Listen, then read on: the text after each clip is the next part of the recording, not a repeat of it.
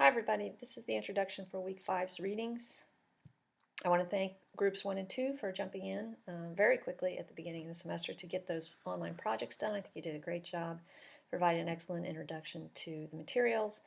And I'm just going to reiterate a little bit today of what group 2 said last week as a means of refreshing your memory, and then leading into our discussion today of what Coney meant to different populations at different times.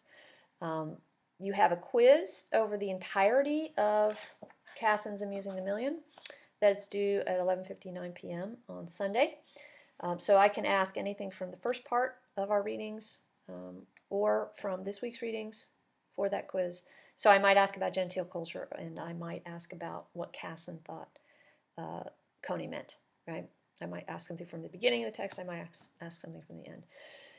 You also are going to have an optional discussion for this week. It's not mandatory, it's not required, but if you missed one of the previous discussions and you want to make up some points, this is a good chance to do it. That discussion is going to center around an analysis of the images that Kasson provides for us, particularly from people like Joseph Stella and Reginald Marsh. And also, what is Kasson's own perception of the meaning of Coney? Okay. So Coney Island, two things that it emphasized and that you ought to take away from this text. One is that it was a space for middle-class consumers to come and enjoy public amusements in a way that they hadn't been able to before. And part of what made that possible was this emphasis on family and respectability, right? By enclosing the parks, they were able to police them, to keep out the more seedy elements that used to be dominant on Coney Island, right? So once Luna Park is built, once Steeplechase Park is built, those are all enclosed by walls, and in that controlled space, the amusement proprietors, particularly Tillyou, could control the environment and ensure that it was a safe space for families and middle-class consumers. Right, so this is really a space for respectability.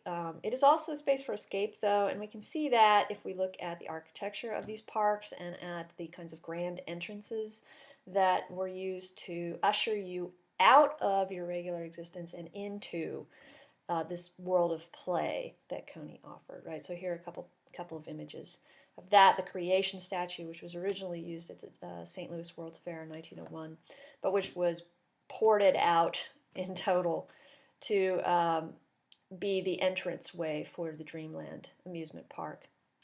The monumental scale of this, the nudity, slightly titillating, right? A little bit out of the ordinary. And you knew when you walked underneath that statue that you were entering a world apart, right? That this was some new space. The use of lights and lighting was also a primary attraction. Luna Park and Dreamland in particular touted the lights as a kind of twilight netherworld, right? Somewhere between reality and dreams. And remember that lights are fairly new at the turn of the 20th century. Most homes do not have them. Most public places do not have them. Street lights are still gas lights, right? So this is a pretty new thing and pretty spectacular. So, if we look at the function of these rides, if we look at their shape and what they do, it tells us something about what Coney as a whole was designed to do. So if we look at the flip-flap railway, for example, this is an embodiment of the way in which Coney overturned social norms and social values of the time, temporarily, right? By going to Coney, you were temporarily leaving the normal social roles and the social rules. You could also indulge your desires for exotic entertainment, right? So they had a fleet of elephants at Luna, which they would parade on the boardwalk, and you could take a ride on them. And the elephant is being led by an Indian master, right? So you could pretend you are on a visit to India, right? And then there are things like the Helter Skelter, which is really just a big slide. And what this tells us is that some people went to Coney just to indulge their desire to regress to childhood, right? Childhood being the happiest time of their life. Right? This trip to Coney was a chance to become childlike again. Right. These are some of the other rides, and these rides, as Kasson describes, were largely designed with democratic purposes in mind. So almost all of them throw people together, right? So people who did not know each other before, who were usually very uptight and maybe didn't speak much in the crowded spaces of everyday life, on the street, in the business realm, etc., the shopping malls, would at Coney loosen up because they were almost forced to loosen up, right? So one entrance to Luna Park was through this tunnel, right? So you would immediately start running into people, right, and laughing with them, and it would immediately loosen you up, right? So these, the tickler threw you into your loved one. So usually the arrangement here was boy, girl, and the idea was that you would get to snuggle a little bit with your sweetheart. The human whirlpool or human roulette, depending on which park you were in, used centrifugal force to throw you out to the side, and was another way to loosen you up by making you have contact with people you would not necessarily otherwise have contact with, right? So this is what he calls the democratic function of the park, that it threw people together and it forced them to get along in a way that they weren't ordinarily able to do. Right? Broke down social divisions and social barriers, and loosened people up, encouraged them to interact in positive ways. There was also, of course, the rides that allowed people to indulge their baser instincts. So the freak show, it doesn't originate at Coney, but it certainly becomes an institution at Coney. It actually originates in the mid-19th century at the dime museums, and we'll talk about that next week. But at Coney Island, the freak show was a very important part of the spectacle, and it was almost not a trip to Coney if you didn't go to see the sideshow. The sideshow would eventually break off from Coney, especially Dreamlands, and become its own institution, traveling around the country, displaying both freaks of nature and freaks of culture, as they called them. And we'll talk about that next week. But the Galveston flood exhibit, fire exhibits, right? This fascination with disaster is part of trying to cope with the new disasters brought about by modern life, right? There were large mass casualty fires at the turn of the 20th century because most buildings were wooden and most lighting was still flame. And so we saw large scale mass disasters in cities, and reliving them at Coney was a way to try to cope with the anxieties associated with that. The Galveston flood was one of the most devastating floods in the history of America, the equivalent of Katrina for 1901. And there was a huge fascination with this disaster. Some of the earliest films by Edison's filmmakers were of the aftermath of this flood and the way that it had flattened all of these houses and that you could find bodies in the rubble. And so there was this, again, prurient interest in these sorts of disasters because they had become part of modern life.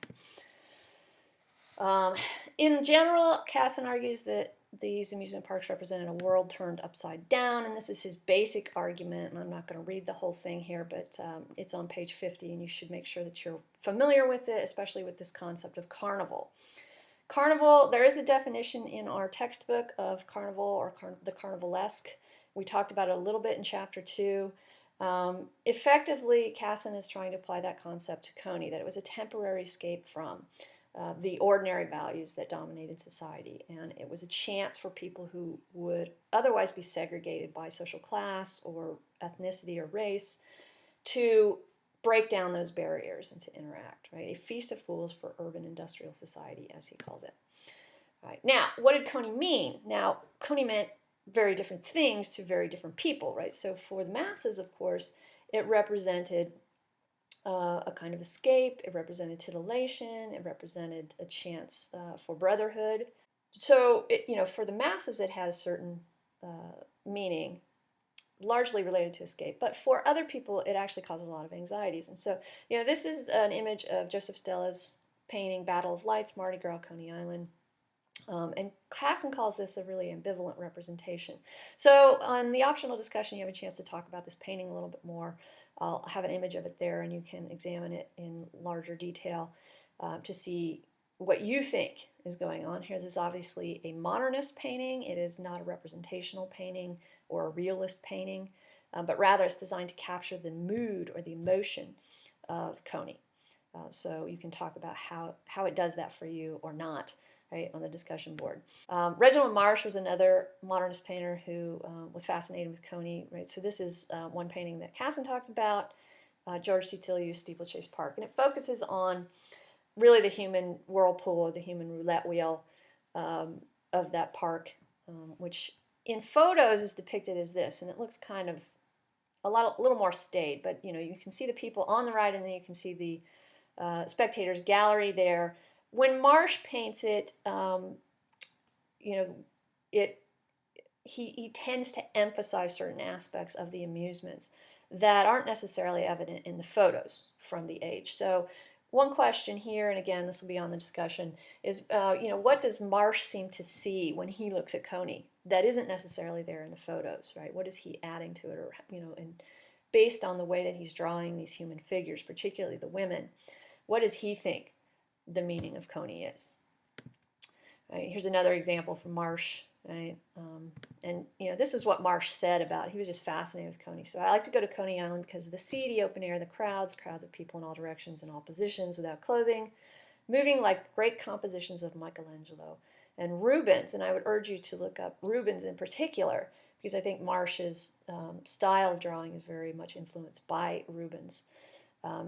And Rubens was fascinated with the grotesque, right? And we can see that in translating the photos of Coney Island, Marsh is adding a certain grotesquerie to them.